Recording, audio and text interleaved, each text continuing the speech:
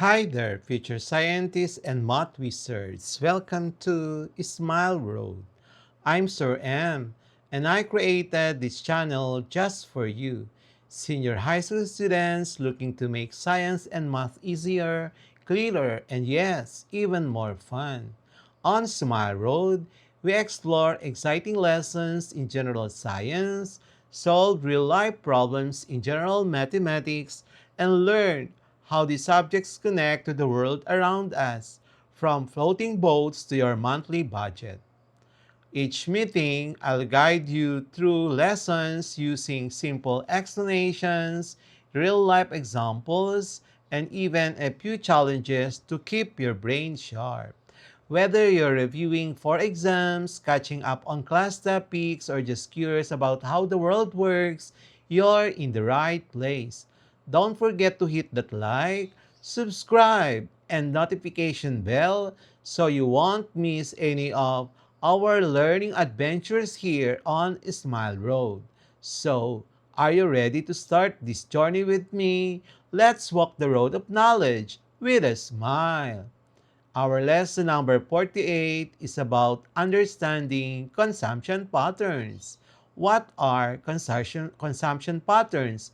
Consumption patterns refer to how people, homes, school, businesses, and communities use electricity or energy over time.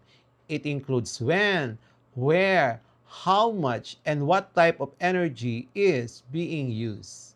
Examples of consumption patterns. Number one, homes. High energy use in the morning and evening. Lights, appliances, air conditioning. Lower using during the day when people are out. Number two, schools. Peak usage during class hours. Examples, computers, projectors, lights, fans.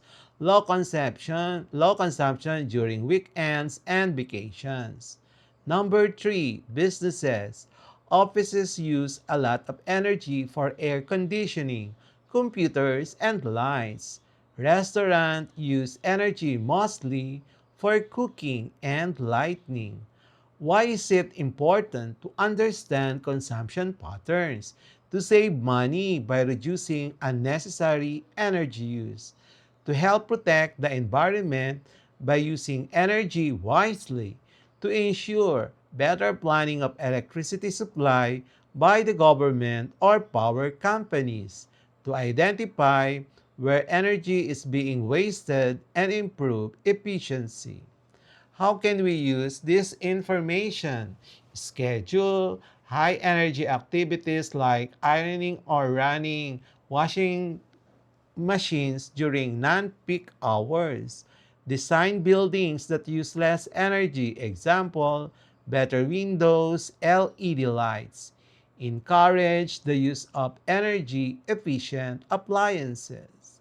Understanding consumption patterns helps us become smarter users of electricity, reduce wastage, and make better energy-saving choices in homes, schools, and businesses. Formulas. Energy consumption, E is equals to P times T. Number 2, cost of energy is equals to E times R, the rate of electricity per kilowatt hour in pesos per kilowatt hour. Number 3, daily energy consumption. Daily energy consumption is equals to power times the time. And then number 4, monthly energy consumption. E monthly is equals to E daily times 30. Number 5, power conversion. PKW is equals to P in watts divided by 1,000. This converts watts to kilowatts for easier cost calculation. Practice problems. A 100-watt light bulb is used for 5 hours per day. Calculate the total energy consumption in kilowatt hour for 30 days. Given power 100 watt and then in kilowatt it's zero point 0.1 kilowatt. Time per day 5 hours, days 30 required total energy consumption in kilowatt hour. Use the formula E is equals to P times T times the days. Substitute the given formula, the given data. The final answer is 15 kilowatt hour. Number 2, an electric fan rated at 75 watt is operated for 8 hours a day for a week. Determine the total energy used in kilowatt hour. Given P 75 watt in terms of kilowatt 0.075, and then times per day 8 hours, and then day 7 required the total energy in kilowatt hour. Use the formula E is equal to power multiplied by the time per day and the number of days. And substitute the given data. The final answer is 4.2 kilowatt hour. Number 3, a family uses a 1,500 watt air conditioner for 6 hours each night. How much electricity in kilowatt hour will they consume in 15 days? Power, 1,500 watts. Converting it to kilowatt, it's 1.5. Times per day, that would be 6 hours, and the days, 15. Required electricity in kilowatt hour. Use the formula E is equal to P times T times the number of days. Substituting the given data, the final answer is 135 kilowatt per hour.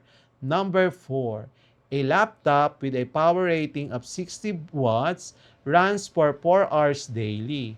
Calculate the total monthly energy consumption 30 days in kilowatt hour given 60 watt, and in kilowatt that is 0.06 times per day 4 hours, days 30 required monthly power in kilowatt hour.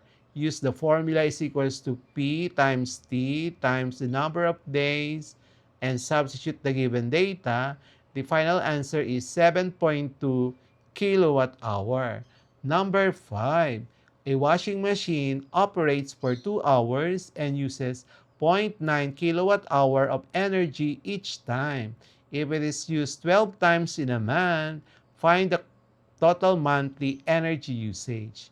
So, the energy given, the energy per use, 0.9 kilowatt hour, and then uses, you have 12, and then required total monthly energy. So just multiply the energy per use multiplied by the number of uses per month and substitute the given data, you will get a final answer of 10.8 kilowatt hour. Number 6, an electric oven rated at 2,000 watts is used for 1.5 hours. How much energy is consumed in kilowatt hour? So we're given 2,000 watts. In kilowatts, that is 2. And time, 1.5 hour. Energy in kilowatt hour. Just to obtain the E, just multiply the power by the time and substitute the given data. The final answer is 3 kilowatt hour. Number 7, a home has 4 50-watt light bulbs. Each is used for 4 hours per day. Find the total monthly energy consumption in kilowatt hour for all bulbs combined 30 days. So bulbs for power per bulb is 50 watt, and that is equivalent to 0.05 kilowatt times per day 4 hours and days 30. Then we are required the total monthly energy.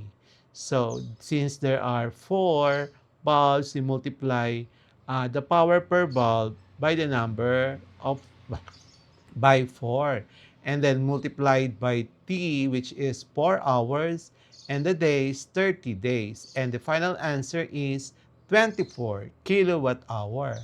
Number 8, an electric heater consumes 3.5 kilowatt hour per day.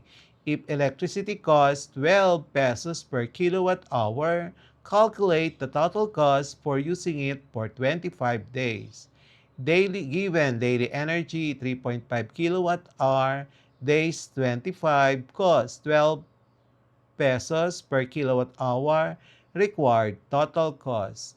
So the energy is the power times the time, and substitute the given data, the calculated value is 87.5 kilowatt hour.